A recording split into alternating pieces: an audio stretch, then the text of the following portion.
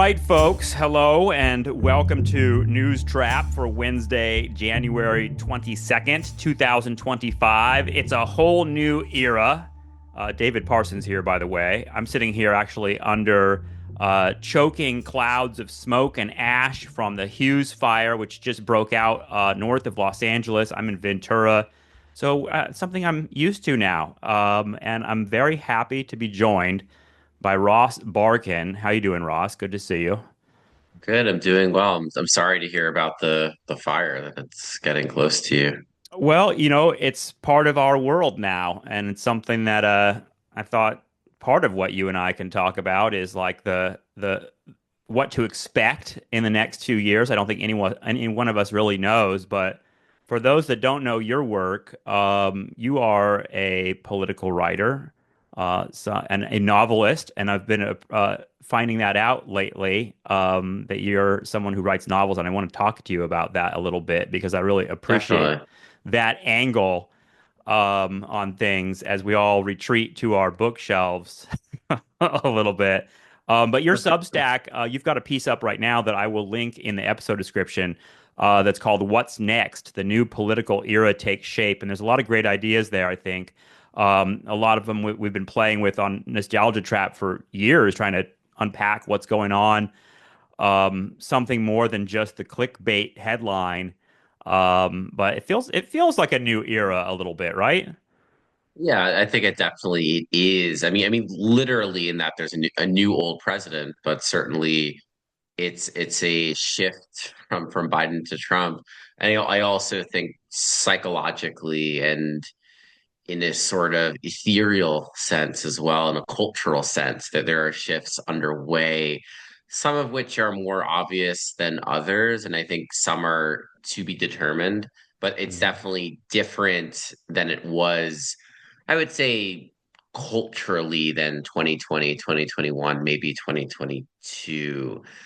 Which is natural, which I think if you look back throughout history, I mean, if anything, in the 20th century, you saw even more pronounced cultural shifts. We actually move on, I think, a slower timeline now than they did in the 1960s and 70s and even 1980s.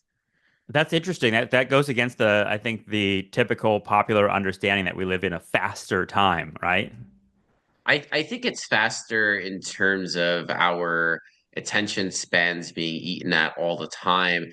I think culturally, though, in a way, it's not at all. I mean, if you look at fashion and the way fashion could transition very dramatically over the span of a few years, where the distance, just talking fashion and culture, the distance from the late 1950s to the late 1960s was enormous, a 10-year period. Whereas, if you took a photo of, the 2014 world or 2015 world, compared it to today, it actually, you wouldn't be able to really tell all that much that the difference or the cultural products being consumed have changed. But really, I mean, you look at the shift from the 50s to the 60s to the 70s and even into the 80s, musically, um, I think even in literature, it was quite dynamic. And I think now there's a bit less dynamism. But Mm. I also think it's an interesting time too. I don't think it's a static time. But yeah, I think some things feel very fast because we just have these supercomputers in our pockets.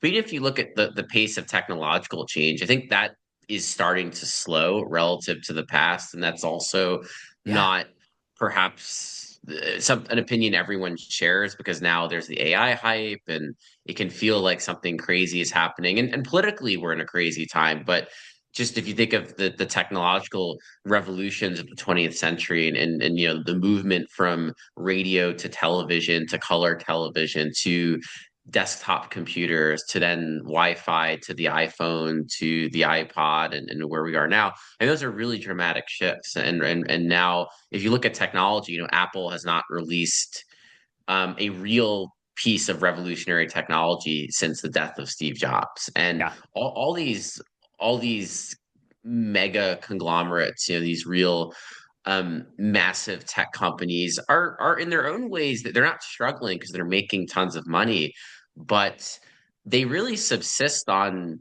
acquisitions and the ideas of others. They're not really producing much, I would say, new and revolutionary products. And it's hard to do that. What has Google done since the Google search? Some things. I mean, everyone's now all in on AI. Um, but really, I think for all these companies, that they're I wouldn't say that they're at a crossroads necessarily, but they are figuring out what's next, and they've also strangled us in so many ways, and we're all living under their yoke. And I think we all don't don't feel great excitement about that anymore. I mean, I think the tech pessimism is certainly a real shift from Yeah. the 2010s to today. I would say that is a big difference. When I was younger, there was much more optimism around tech, and then that broadly has shifted, I think, for good reason. Yeah, I mean, and who cares about AI, honestly? It doesn't seem like it's as impressive as they're telling us it is. And I don't know if it even works as well as they say it's going to. People keep telling me, "Oh, it's going to get better. There's going to be some moment where it just blows everyone's minds." But it's sort of like, okay, it seems like just a kind of hyped up Google at this point, which doesn't Yeah, seem that exciting.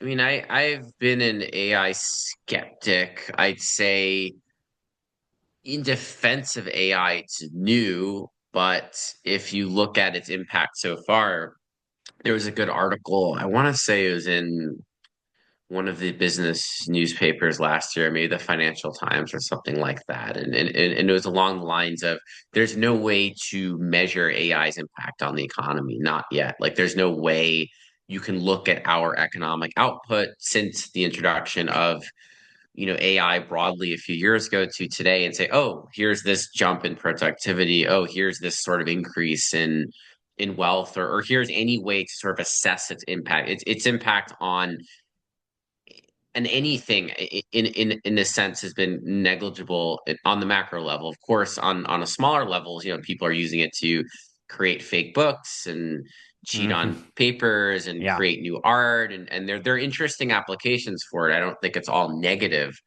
I think AI's primary problem is it doesn't really have a business model, and this is Right. something a lot of the Yeah. um, evangelists overlook. And maybe it will find one, but right now it costs many, many billions of dollars to create, to maintain. You need these massive servers, you need massive amounts of energy to actually turn a profit on AI. Everyone would have to pay hundreds of dollars a month for a subscription, which they'll never do.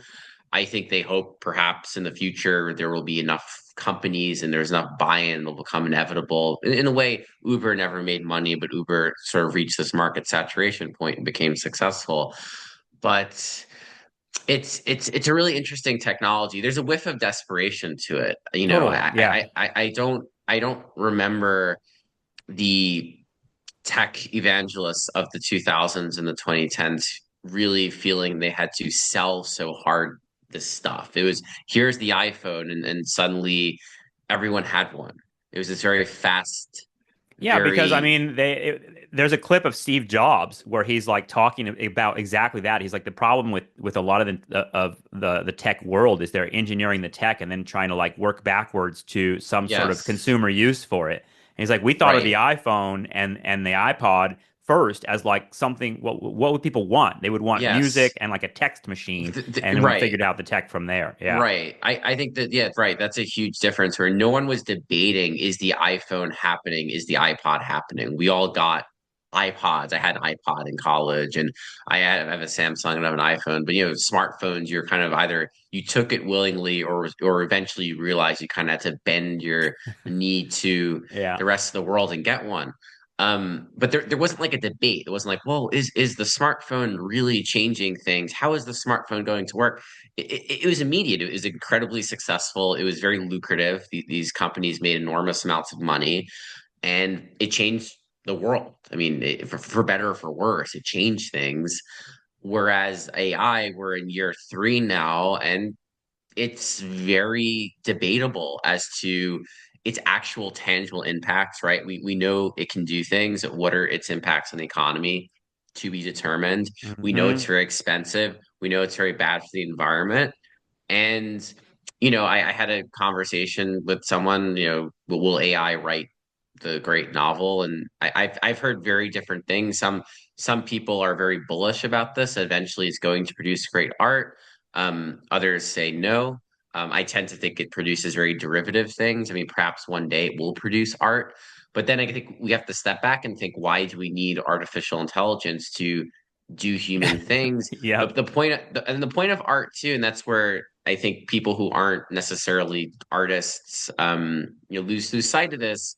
The point of art is the practice of it. It's not that it's not just that you stare at a sculpture. It's that a human being put in many hours of their time and dedicated themselves and put their spirit into it. And the same thing with writing. It's this very, I think, a spiritual practice in some ways.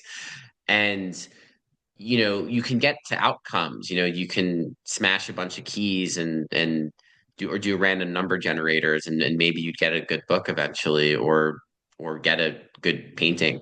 But the point of art is the practice of it, is the Yeah. doing of it. And that That, is what the AI evangelists don't always understand. yeah, there was something poetic, I think, about David Lynch dying right as the second Trump Reich began, because he's exactly the kind of person that you're talking about, and sort of a seems like sort of a nostalgia trap in himself, like that figure of that artist. Seems like a few. I think part of the reason there was such an outburst online of despair over his death was in part because it's like there aren't a lot of people like that in the popular culture anymore that represent that impulse you're describing. And I think there are a lot of people that are just have a knee-jerk idea that, like, yeah, Yeah, we can have AI do our paintings now, and you're sort of like, why? Why yeah. would we do that?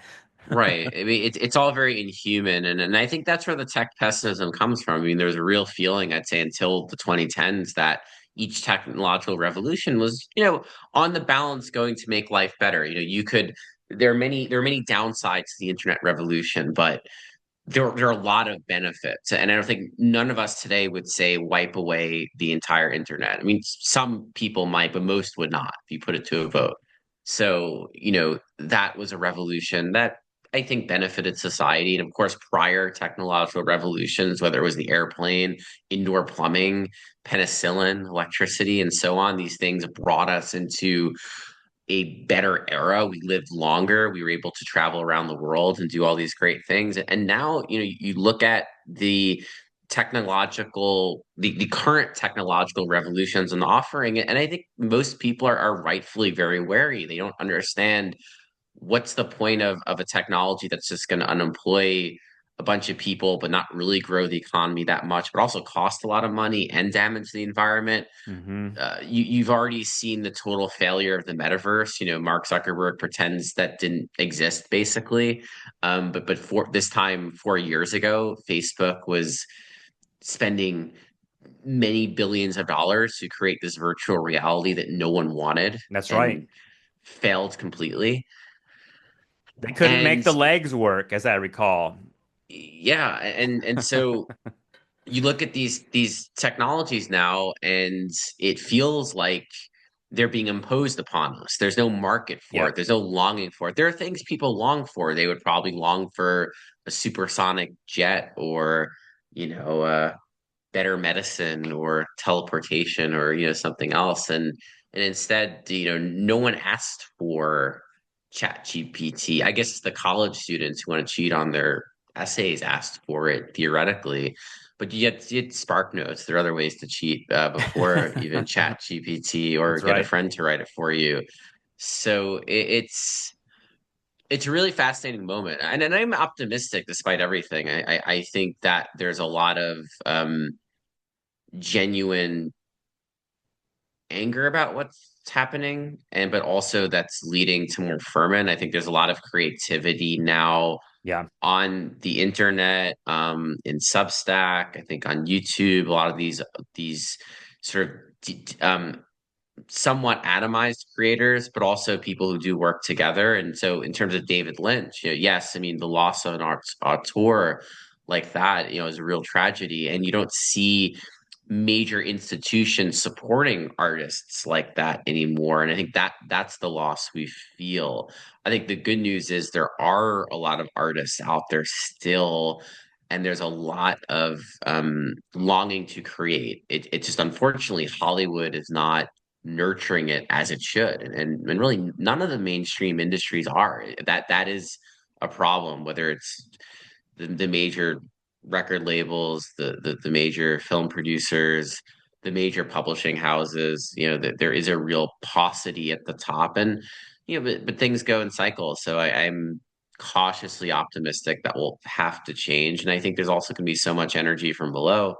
Yeah. They're going to have to compete with that. Well, let's talk about that a little bit, that sort of cultural moment, because you write in your latest piece about the kind of exhaustion with hashtag resistance politics, the kind of like, I don't know, I think everyone feels um, a certain sense of a kind of deadness to that kind of left hashtag resistance that happened. It's weird because it's like we went through the George Floyd moment, we went through Me Too, and all these like kind of major moments that felt like they were revolutionary in their own way, but now it feels fizzled out. It feels old fashioned. When I see the people that are on my social media that are sort of like trying an old style of organization and cultural approach to like we got to fight Trump. It seems it seems kind of like we already tried that. We already went there, and what else is there to do? We already marched in the streets by the millions, and nothing changed. And you write about how that leads to, in some ways, a kind of exhaustion that leads people to kind of drop out or want to just retreat like I do to my novels and my records and sort of like live a life apart from all of that politics. But and on the other hand, it seems like you can't really avoid it at the same time. Yeah, you can't avoid politics. I do think this recalibration in some ways is logical. I think people are not behaving selfishly as much as looking at what happened over the past 8 years and saying, well, the other ways didn't work. And Hmm. so now how do you approach Trump, right? And I think you are still seeing resistance in terms of the legal resistance where states have sued to stop his attempt to revoke birthright citizenship, which I think will fail because that's in the Constitution, and I think that's very good. I think legally resisting him, I think protest is good. I'm not against protests at all. I do think a lot of it in the 2010s burned very hot. Some of it was performative, some of it was not. Some of it was really unfocused. Hmm. There were a lot of emergencies, both real and perceived. And the problem is, if everything's an emergency, nothing is an emergency. Hmm. I do think the left lost sight of that and not understanding that when you mobilize, you have to be very organized. You have to really take that seriously. I think some organizations and groups did. I'm not impugning all of them, but there were some that plainly were grifts. There were some that just enjoyed the clout. There were some that wanted to get big online, and that was that. And there was just not a lot of follow through. And my hope is what the left learns from the 2010s and the early 20s is you have to build institutions, you have to build organizations, you have to keep them going, you have to recruit volunteers and keep them engaged. I mean, organizing is hard. If you look at the civil rights movement, you look at the various waves of feminist organizing, immigrant rights organizing, it's not just showing up and doing an action and screaming about Donald Trump. It's years of work. And I think there were some people who didn't understand that. And there were some who, listen, it was an exciting time in many ways. It was scary, but it was exciting. There was definitely a thrill to being a part of these actions and to really having culture, feel so alive in that way. But it wasn't sustainable. I would add, I am gratified that art and politics are not so intertwined anymore.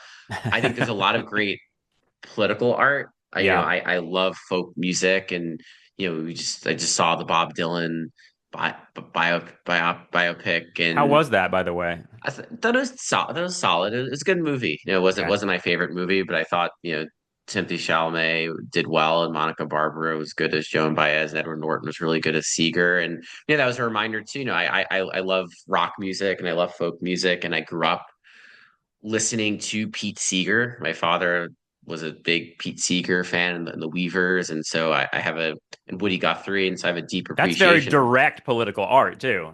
Yes, and it was and it was good, and you can have political art, but also it needs a melody, and it needs to work as a song. You know, This Land Is Your Land is a great song. You know, Turn, Turn, Turn is a great song, right? So these were, Seeger and Guthrie were, had very, strong and I would argue, in my view, very good politics. But they were also musicians and they were also songwriters. And I think those things can go very well together. The issue is when you impose politics on all art. Some artists are not making explicitly political art. Some artists are not just trying to align with a cause. And I think when you force things in that direction, you do enter into the realm of propaganda. I'm always wary of that. And there are also artists too who I would say have very very poor politics or disturbing politics. T.S. Eliot doesn't have my politics. Virginia Woolf doesn't have my politics. Ezra Pound certainly doesn't have my But they're good politics. Wallace artists. Stevens Yeah. doesn't either. No, I just named four various itinerations of monarchists, conservatives, and fascists. But they were great writers, they're great poets and great novelists. So Yeah. you can be a great artist and not align with the political parties or views that one would want an artist to align with. And my hope is just as that realization comes back to the worlds of literature and music and visual art.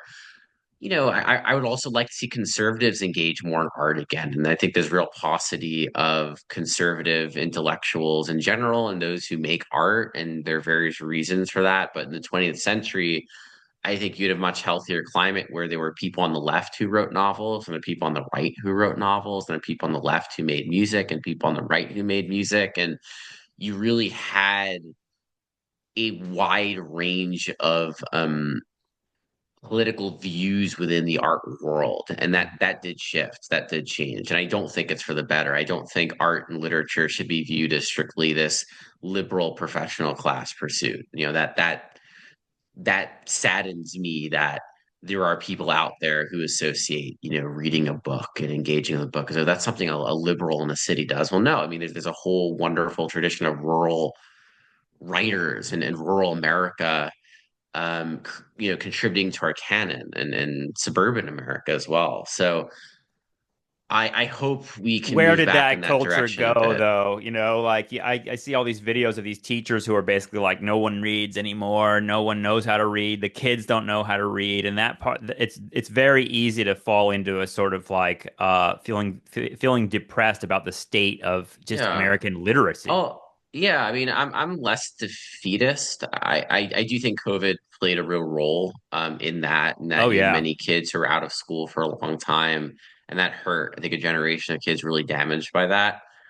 I'm cautiously optimistic in that, I'm on Substack and I see this, platform really booming right now, and it's booming with people who like to read and write. And it's sort of this fast growing social, basic, I mean, it's like a social media platform in many ways and behaves that way, and it's growing. And in order to participate in it, you either have to like reading or you have to like writing. And there's millions of people who still do it. And that's something I find. And, I think there's this, a lot of, I think there are people in publishing and people in education who really sell their audiences short. They assume, well, we can only publish these books or only teach in this way or talk this way because this is the bar people can reach, Hmm. instead of really asking more from an audience. Because I think a lot of young people are hungry for good art. I really do. I think a lot of young people are sick of slop. They don't want, whether it's AI slop or non-AI slop, they don't all want Marvel movies, and nothing against the Marvel movies, but there's a lot of them. They don't all Or want the just Netflix, same like the old. wall of Netflix Or movies. Netflix. No, Yeah. Netflix is awful. It's striking. I mean, I don't really watch Netflix anymore. Nope. I read and listen to music and go out and socialize. That's kind of what I do. I don't really stream too much these days, in part because there's just nothing I can find I can justify dedicating great amounts of my life to. Certainly, there are movies out there, and I like going to the movies. I really enjoy seeing new movies, but yeah, in terms of Netflix, it's bleak. You scroll through and it's you see the top 10, and It's mega unsatisfying, and I'm feeling that, yeah, I think yeah, young people have to feel the same way. I mean, I think they do. someone asked me No, the other day because he was like, a friend was like, "How did you quit watching Netflix?" Because I'm not patting myself on the back at all. I started reading last year a lot more from just like closing off all those streaming platforms. And he was like, "How did you do it? How did you like wean yourself off?" And I was like, It happened organically. I like literally yeah, just got so bored that I found myself on the couch at night reading novels and reading books, because Netflix sucks so bad. it's bad, and in a way, you could say the success of podcasts are a sign of that stream. That's more interesting to most people than streaming. I think people listening to Yeah. podcasts like these and others, and having long form substantive discussions. I actually, I take a very positive view toward podcasts, even those that supposedly deliver the election for Trump. I think it's a little simplistic, Yeah. but that's, a lot of people on the left have been saying that. But look, even a Joe Rogan giving 3 hours to someone, it's better than a 30-second TV hit. I don't know, even kind of the most banal podcasts, it's still people having a discussion. And I think that's healthier and less passive than just streaming. I think Yeah, I when you agree. listen to a podcast, you have to really hear what two people or three people are talking about. You might be in the comment sections, you're reacting to it in some way. And with streaming, you're not. And I think the whole streaming model, it really did a lot of damage. You think about, where television was and where Hollywood was until the 2010s. They had this like very rational business model that made money and allowed for some creativity and experimentation. And streaming really took that, and everyone went all in on the streaming model. And suddenly you didn't know what was a hit and what was not. There was no way to figure out what was a moneymaker and what was not, because it was just all about subscription. So there's no such thing as ratings anymore or selling advertising. And it really upended a lot of things, and not for the better. Because I think while there are a lot of good Netflix shows, and there have been in the past, and they've had their successes, you look at the landscape today, and it's worse than it was in the 2000s, at least in terms of, I would say, the major offerings. And Hollywood is collapsing in part because of it. I mean, they just like moved to a streaming model that sort of like I devalued the movie theater experience, and made people pay $10 for everything, all the slop, as you call it. Mhm. I think everybody calls it that now. But it's like, Yes. yeah, I mean, now you're like, Hollywood is in serious decline, it seems like, and in cultural power too. And it seems Mhm. like that Netflix is in partly responsible. it, I think Netflix is definitely partly responsible. There's also going to have to just be generational change. We've been really the gerontocracy is real. You see it in politics, you see it in culture. I mean, who sits at the top of the food chain in Hollywood? At Disney. It's people who were on top 30 years ago, and I have nothing against people in their 60s and 70s. They have a lot to offer the world. It's just if you look at cultural production, the 1960s, 70s, and 80s, it was people in their 20s and 30s at the top. Yeah. You think about it. You look at when Coppola was making movies, and Spielberg and Scorsese. I mean, they were young. They're all young. I mean, they're all in their 20s to 30s to 40s, and those, whether it was running the big music labels. You look at who the producers were. They were not people in their 70s and even 80s. And again, I'm not being ageist. I think we all have a lot to contribute, But in I think terms someone of would cultural, hear you and be like, "Well, that's true in politics." And then we got Biden and Trump both yeah, so it's, of course in approaching 80. Is Biden politics, Biden is in his 80s, I think, Biden right? is, yeah, Yeah. Biden, yes, But Biden's then like JD 82. Vance, look, he's young and like this guy will take over perhaps for Trump. Yeah, I mean, you're gonna have politics will have the generational change in 4 years because it's going to be Vance versus a Democrat who is not in their 70s and 80s. So that'll happen. But I think culture is the other side of this, whether it's Yeah. music, publishing, Hollywood, or they're just going to fail. I mean that's the reality because all the growth now is in YouTube, it's in the podcast space, and it's in places like Substack. I mean, they're booming. It's crazy. Even my own Substack, my mind is quite modest, but I've added a lot of subscribers since election day. And at the same time, cable TV is bleeding viewers left and right. And most of these, major cultural producers are, in some ways really struggling or not matching the returns of old. So if the growth is happening elsewhere, they are going to have to compete and they're going to have to get better. And I'm cautiously optimistic that that can happen, that they can really wake up because all these industries are sclerotic in strikingly similar ways. I mean, when I think of my complaints about Big Five publishing, the publishing conglomerates, Hmm. it's the same complaints you can make about the music industry. It's the same complaints you can make about Hollywood. It's really striking how it's a lot of the similar levels of stasis that have set in, you know, a real disinterest in what is new. I mean that's something just Ted Gioia writes wonderfully about this in his Substack, The Honest Broker, how most music consumption on Spotify and elsewhere is just of old artists. It's a strikingly large number.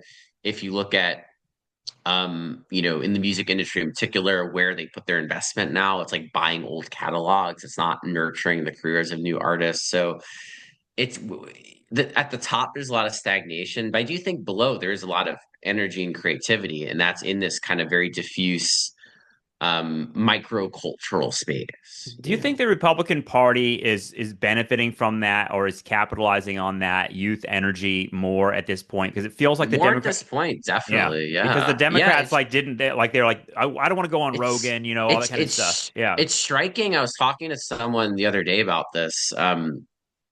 We were about the same age, and remembering the Obama years. It's striking how when I was as a teenager in college in the late 2000s, and you know liking the Democrats and Obama was cool. Like the average frat bro was an Obama bro. yeah. You were lame if you were a Republican. You were lame if you were a Tea Party person. You were not part of the Even youth Zuckerberg vanguard was a in part any of that. way. Yeah.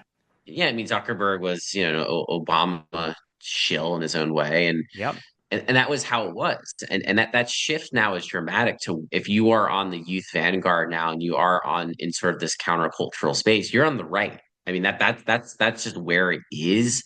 And they have completely and somewhat organically captured the space. I say somewhat because they do get funding, but at the same time, you can't fake popularity. So that I think there's some Mm. people on the left go, oh, we have to start, donors have to start funding these podcasts like the right wing does. You have various right wing podcasts. You get support from, you know, conservative interest groups. But at the same time, you can't fake a view count. You can't make yourself into a influencer. You can't buy your way there. You have to do it. So, And you Rogan's know, not the, even all conservative material. I mean, I no, think you could well say that that's about Ben Shapiro, that he's like, yes, astroturfed or whatever. But yes, even but even that, yeah. Not Rogan, not Vaughn, not Lex Friedman, and the left gave that up, and that's the problem. The Democratic Party literally had a chance at all of this in 2020 when Bernie Sanders, went on Rogan and he got endorsed by Rogan, and many partisans on the left hated that and they attacked Bernie for it. And now, yeah, because you listen to the three I mentioned, none of them are explicitly right wing. You can criticize them for views they have or think they're vacuous in some form, but Bernie Sanders went on all three of them He went on Theo Vaughn and Lex Friedman, and they're pretty good interviews. They're worth Yeah. listening to. And the idea that the Democrats had a chance to be in the space and in essence forfeited it. They're going to pay. I mean, they paid already. It's not like Trump only won because of podcasts, but Right.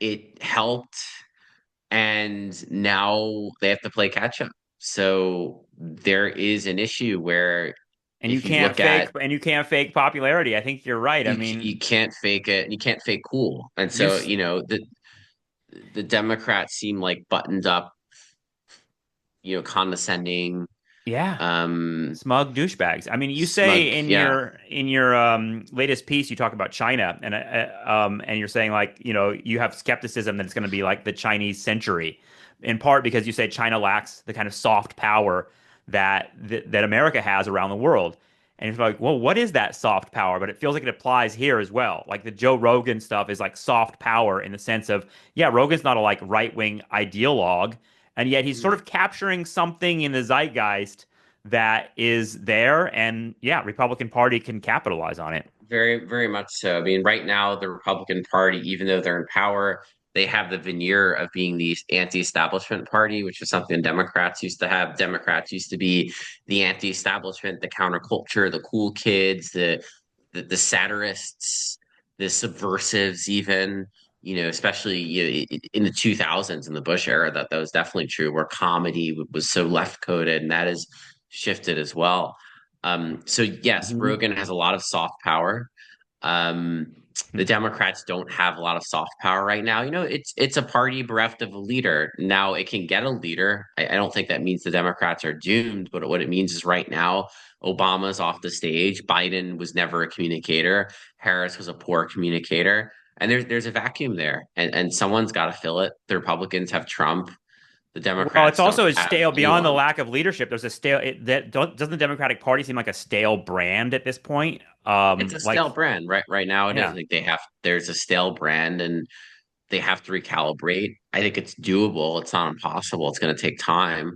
But yes, it's a stale brand. It's a brand that doesn't really stand for anything in particular. And that's not an indictment even on Biden's presidency. I think he had a lot of successes. But in terms of what you are in the average person's mind, your soft power, Republicans have it right now. And Trump will make many mistakes, and Trump will probably squander what goodwill he has. But right now, yeah, the Republicans have that real advantage with the zeitgeist, and I think advantage with young people, and that is something Democrats have to reckon with, where they had the youth not that long ago, and they don't quite have it anymore. Now they haven't lost the youth. I think Gen Z is a complicated generation. It's one that doesn't consume from the monoculture anymore. They not grow up in the monoculture, so they have their own cultures. I think it's a very divided generation. I think it's a subdivided generation. So I hesitate to generalize, but there's no doubt Trump has popularity there. I'd love to hear a little bit of your take on the Luigi moment because it feels like it's relevant here, even just among young people. It seems kind of over in some ways, at least in the immediate part of it. But I still see Luigi memes all over the place. And it feels like, I mean, the one thing that I thought was surprising about it, maybe not surprising, but Trump didn't really address that at all. And it feels like he Barely. can't. Like he doesn't, and Yeah, that's really interesting because it's, he's such a populist, allegedly, but he can't say anything about Luigi. he had he briefly condemned him, but that was about it. He said very little.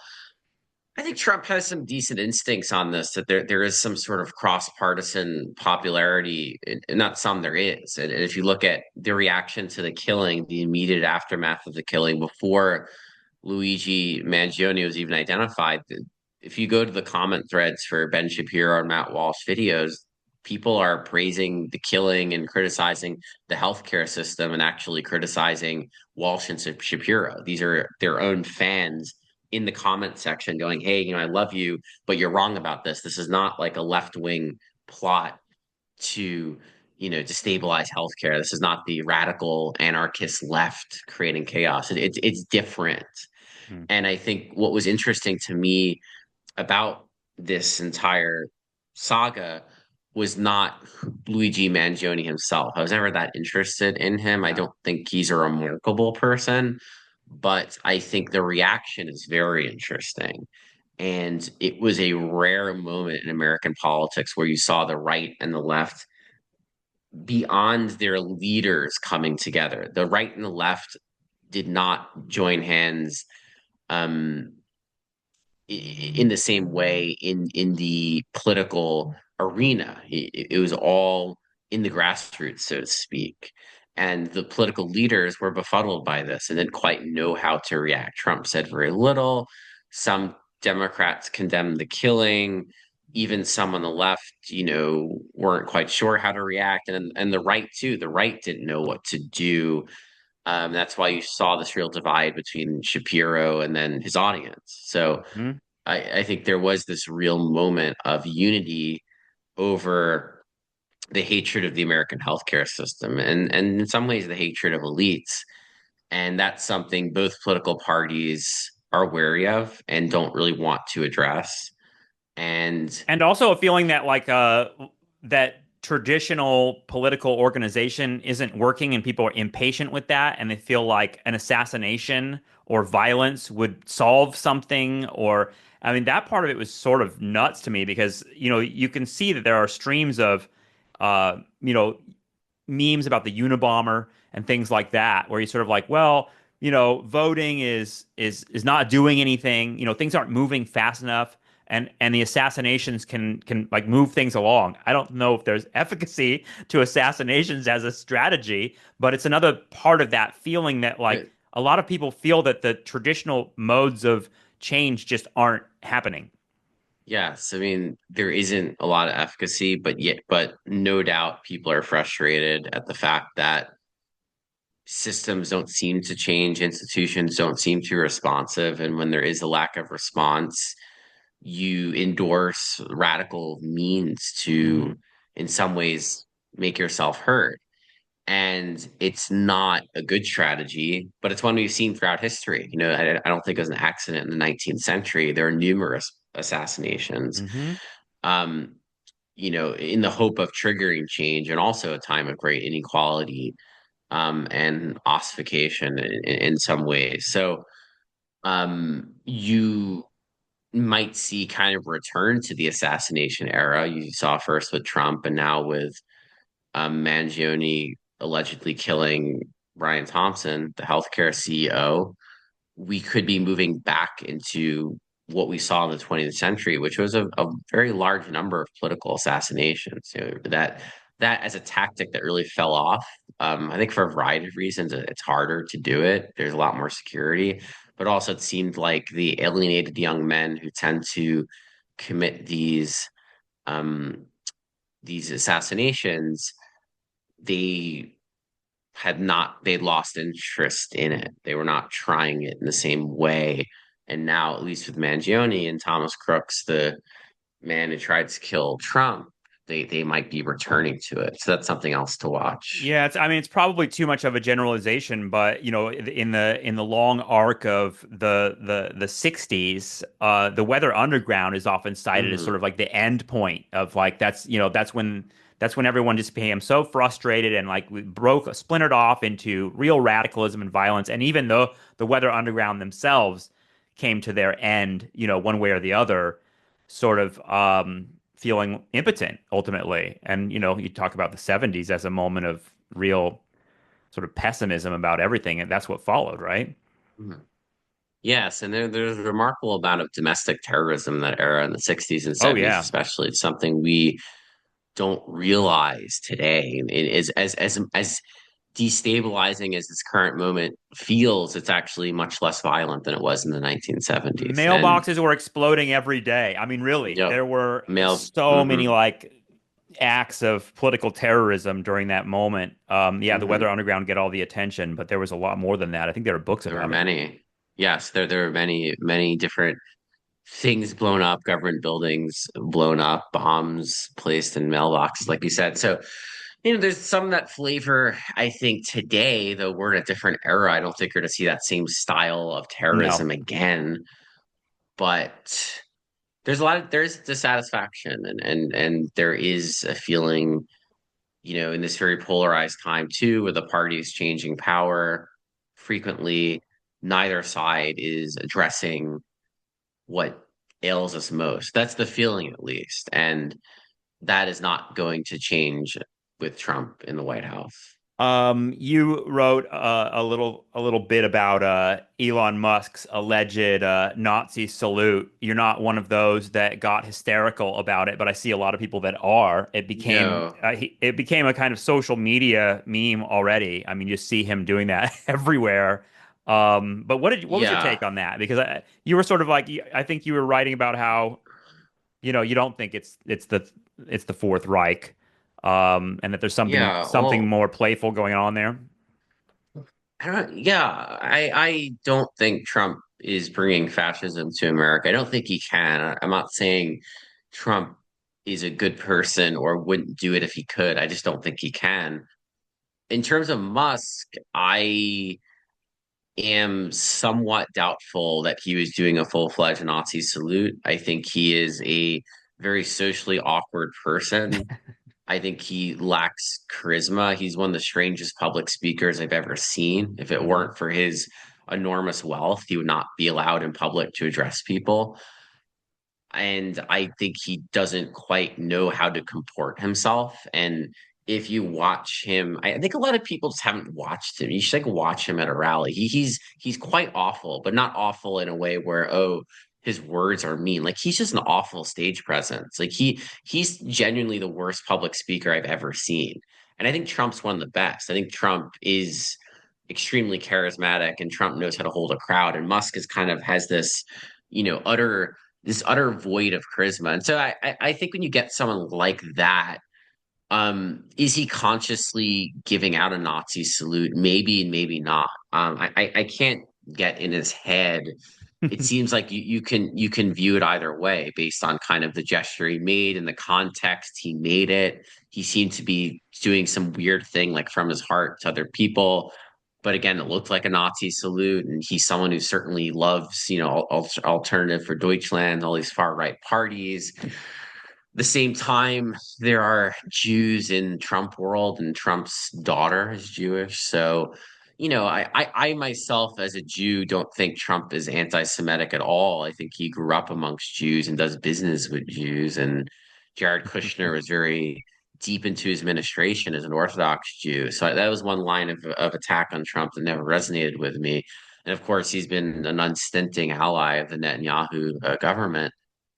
But Musk is Musk, so it's possible he did a Nazi salute. It's possible he didn't. I mean, it doesn't matter to me a whole lot, to tell you the truth. I don't think Trump has some like anti-Jewish regime planned. I think he has an anti-immigrant regime that's ongoing. But in terms of is there some plot to hurt and kidnap the Jews or bring Nazi rule to America? The answer is no. So that's why I try not to get caught up in this stuff too much. And I think the left sort of gets outraged at this at their own peril. I don't think most people care a lot either way. And that's kind of why you kind of have to focus on the stuff that does matter more. So I think certainly battling him on birthright citizenship is worthwhile. Mm.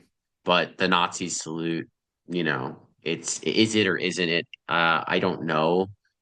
It's just I like do it think feels like it's part of a clickbait sort of media economy, or yeah, I mean, look, Musk, it looks like one, so I don't blame people for speculating and covering it that way. Having watched Musk a bit, that's sort of if it were like a Ted Cruz who did it, I would say, yeah, Ted Cruz is doing a Nazi salute because Ted Cruz like knows what he's doing.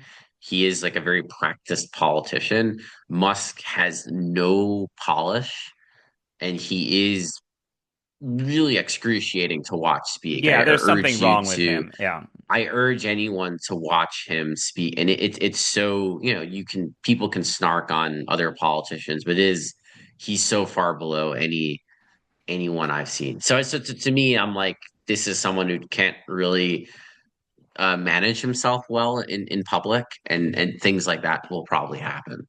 Well, like you write, we'll see how all of these sort of bizarre characters are able to articulate their power over the next few years, and I think it's part of the exhaustion that I feel and others feel is just sort of like the need to be hysterically outraged at every little thing. Like I can't deal with people in my life, in real life, and in social media. They're just like, "Did you hear what Trump said? Did you hear what Musk said? Did you hear what Trump said?" Like I can't. It feels like that's giving them some power that I don't want to give Hmm. them. And also, I like the way that you write about how America is too big to fail in some ways. That's sort of like there isn't just a power system that is one guy gets what he wants automatically. Like you said, with birthright citizenship, he may deliver that as an executive order. But even as we know, in the history of executive orders, the courts have things to say about that. And I know the courts are more Hmm. conservative than ever before.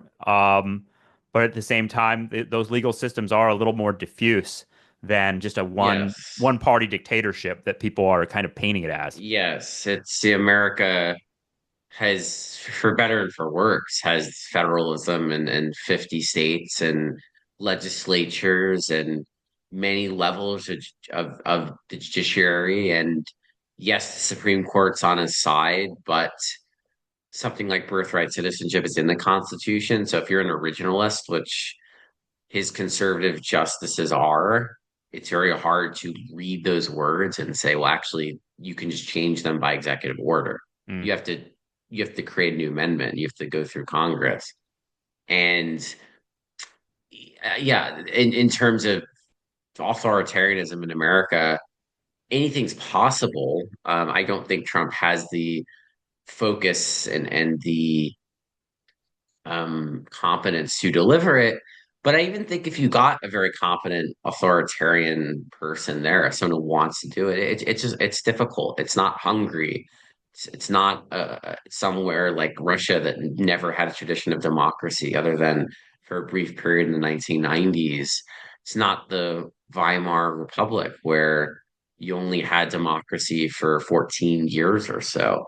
We've had this very flawed republic for 200 years. We have these traditions, and also we just have a very big country. So, how do you get, if you're a Republican fascist, how do you get the Democratic states to do exactly as you want? You kind of can't, Mm. especially with the 10th Amendment and the powers that are handed to the states. And certainly that tension has created a lot of problems in America. The Civil War was a part of that. Hmm. At the same time, in times like these, you find yourself a bit thankful for federalism. It's something that I never personally liked. I actually would like a strong executive who can go and get things done. But these checks and balances do to a degree work. But I think beyond the checks and balances, it's just the reality of 50 states and 50 governments and 50 governors. And when you live somewhere in America, a lot of your life is dictated by who's your governor, who's your mayor, who's your county Oh executive, who's yeah. your Yep. council person, and so on. So that's what matters. And I do think it's important to keep that in mind. Well, you always come across as a voice of reason for us here on Nostalgia Trap. Me and Justin Rogers Cooper and Andrew Schustek share screenshots from your stuff a lot and sort of say, like, well, Ross really nailed it here. So I thank you for your political writing. But before we go, I wanted to mention you have a novel coming out. Yes. What is it? What is it about? And how So, long? Kill me here yeah, because I'm playing with novel ideas myself. How long did it sure. take you to write a novel? So this one took me about 9 months, which was fast. It took me under a year. It's called Glass Century. It's coming out in May. It's a big it's a big social novel and family saga spanning 40 plus years in New York City, from the 70s to 2020, incorporates 9/11, follows family and two lovers over the course of time. So, I think if you like very, narrative driven works, you like good writing, you like something that really, the pages turn and you really get yourself engrossed with characters and with, big long arcs. I think this is definitely a book for you. So, I wrote it fairly quickly. It actually wrote it in 2020, so I had more time to Hmm. write it. So that was the caveat. I mean, novels can vary in terms of length. I've written them in very short amounts of time. Others I've written in bits and pieces over several years. It's really one of those things. There is no right answer. It's you have to. I think my advice to anyone who's writing a novel is just to find time to consistently write something. Don't get too precious. A lot of people will stare at the page and go, "Oh, I don't like this sentence. I don't like this paragraph. I don't know where this is going." I mean, I'm working on a novel right now that I'm like maybe a quarter of the way through. I don't really know how it's going to end, to be honest with you. I'm not really sure. But I'm writing it. I keep going, and Yeah. you can feel your way through. You may decide you're not. You may want to go back. The beauty of writing is no one's watching you over your shoulder, so you can revise and you can pivot. That's okay. And I really think you have to just write. Like that's always my advice. It's nothing more than reading a lot and writing a lot and finding some time to write something, even if it's 100 words, even if it's a paragraph, even if it's not every day, that's okay. I think you can try to find time every day to do it every day. And just go, don't worry about word count necessarily. Don't worry about endings. I mean, some people like to plot and do outlines. I'm not an outliner. Yeah, I I was like to kind curious of about that because you can they have all these books that are like Save the Cat and a million others that sort of like model storytelling and want you to lay everything out. How yeah, much I do you do mean, that? Sounds like not I much. don't not a ton. I mean, I like to know where I'm going. I find once I know where I'm going to be, that helps a lot. So I write faster once I have a sense of where I'm headed. But even there, things can change. So some people like outlining. I'll make very brief and notes to myself and kind of what I want a character to be or do, or kind of how I want them to converge in some way. I'll keep a little notebook, but generally it's not a lot of notes. It's really just I try to write almost scene to scene. I try to have a scene. Yeah. I try to imagine what my characters are doing. I try to get inside their heads, and I let it play out. Sometimes these things take on lives of their own, which is fun. You can be writing a scene, it can go in a place you didn't expect, and that's okay. I think the key is really just to be writing and not to overthink it. A lot of writers stop themselves prematurely, Yeah. and they worry, or they're worried about the market, or about their is this exactly how I want it. When it's done, you can always go back and you can revise and you can start to shift things around. But until then, just write. That's what I would do. Do you type or do you write longhand? I type mostly. I mean, I'll write notes. What I'll do is sometimes if I have my notebook and I'm not by my computer, I'll scribble things a little bit. But generally I just type. I don't have very good handwriting. I write kind of this very ugly Baroque cursive that's No one even knows how hard. to really write cursive anymore. Yeah, I Another I do, nostalgia but it's trap. it's not good. I write kind of like ugly cursive. Yeah. So I'm But it more of a sounds like you typer. get you get value from the practice of writing the novel itself, but there's something also it feels like you think novel writing and novel reading is a part of a larger kind of political practice too. And not that you It write political is. art explicitly, Yeah. but you wrote something recently that was just sort of like our intellectuals aren't don't seem like novel Yeah, writers or yeah, I think readers. it's a problem. No, it is. There's in the 20th century, the political commentators who are going on television were also writing novels. Whether is Gore Vidal or William F. Buckley or Mailer or anyone. Any most public intellectuals, Joan Didion. They also wrote fiction. And I don't think that was an accident. I think one, the novel held more social prestige then. So something serious people were supposed to do, that has changed, I think, for the worse. But I think beyond the social aspect, engaging with fiction is really a different way to think. It's much more nuanced. It's not explicitly partisan.